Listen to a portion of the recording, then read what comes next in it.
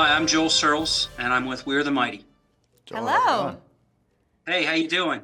Good. Doing well. Very good. Been doing this press junket for a while, I'm sure, but it looks like you're having fun. Oh, Having a yes. blast. Well, it's great to meet you. I enjoyed your performances in Valiant One. As a veteran, I found them believable and engaging. You know, I really enjoyed the film, and I watched it. I actually stayed up late and watched it.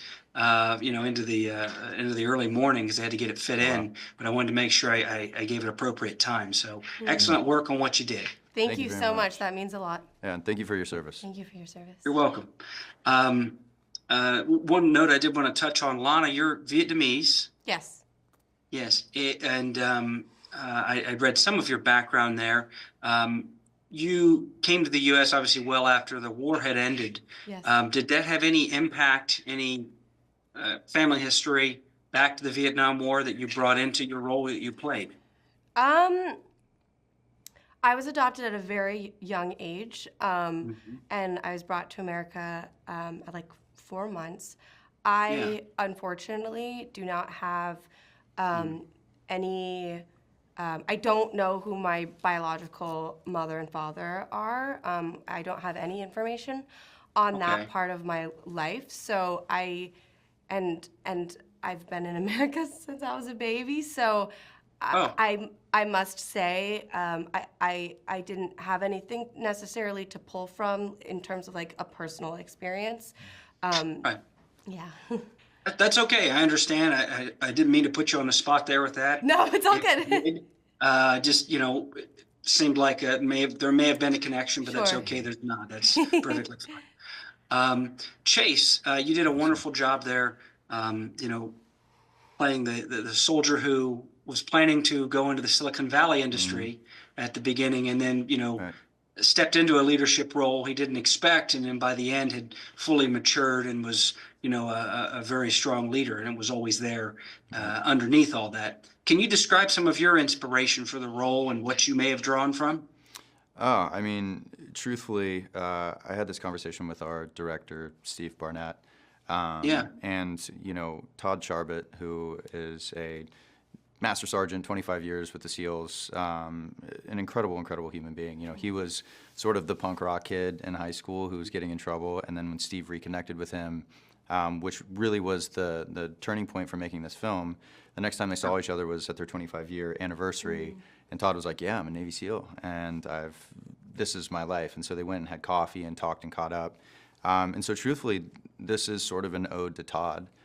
Steve told me that story before I'd even signed on to officially do the film, and I just knew that mentality of the punk rock kid in high school who kind of didn't give a shit and then ends up being this guy who, I went to the Army-Navy game with him, and watching like General George look at him in his eye and say like, thank you for your service, like you are a true American hero. And I knew that, but not to see it at that level was mind-blowing to me. So this film really, for me, Brockman is my gift back to Todd for all of the things that he gave us for this film. Yeah. Absolutely. That's a great answer. And Thank you. And I'd read some of that where he, that Steve had reconnected with the Master Chief there from high school. So yes, that's I'm sure our readers will enjoy that. Yes. And get a sense that, it's based on has elements from a true story. Correct. Of what could happen. For yourself, Lana, what did you find, what did you pull from for your inspiration for the role? Yes, I come from a military family as well. My brother is currently stationed in Japan, and my uncle is a general in the Air Force, and so and another uncle, is a veteran. So I really, really, really so badly wanted to make them proud of this choice of taking on this role.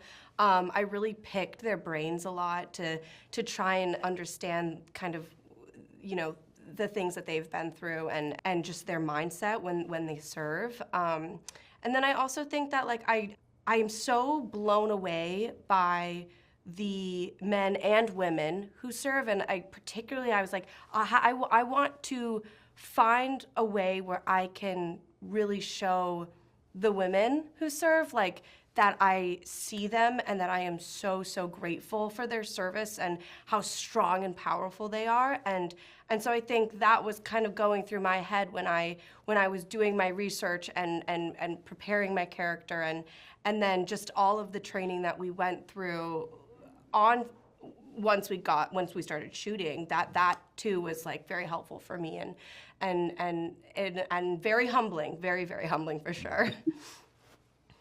Yes, it is for all of us when you go through that type of training. Oh, yes. Maybe one or two people are genetic freaks, but the rest of us Sure. are all struggling along. So you're in good company. For both of you, what did you find most challenging for the roles? I think the most challenging thing was really making sure that there was an authenticity to it. That we weren't leaving a stone unturned, or somebody like yourself who has served and to watch this film and to feel seen. That was really my hope.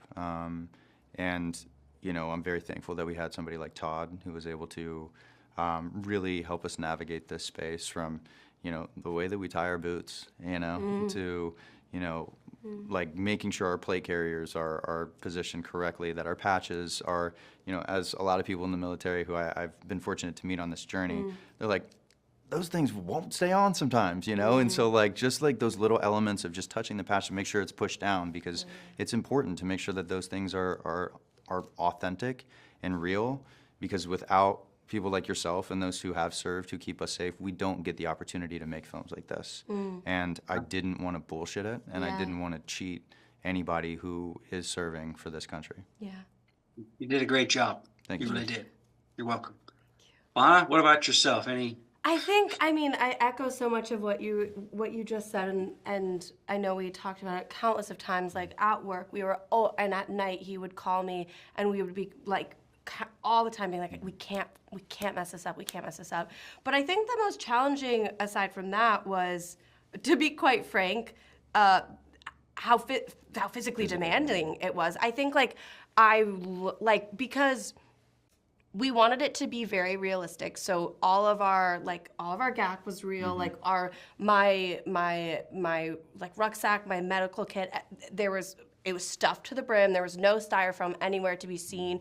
Our weapons were heavy and real. Our helmets were heavy and real. So for me, one of the most challenging things was like moving with that much weight, additional weight on my body, was a challenge that I was happy to look in the eye, but it definitely took a minute to get used to just the amount of weight that is carried. And I think also kind of changes like kind of the center of gravity, at least for me. So like learning how to hold myself differently to support all of the really important resources that we have on our body, that was definitely quite the challenge for sure.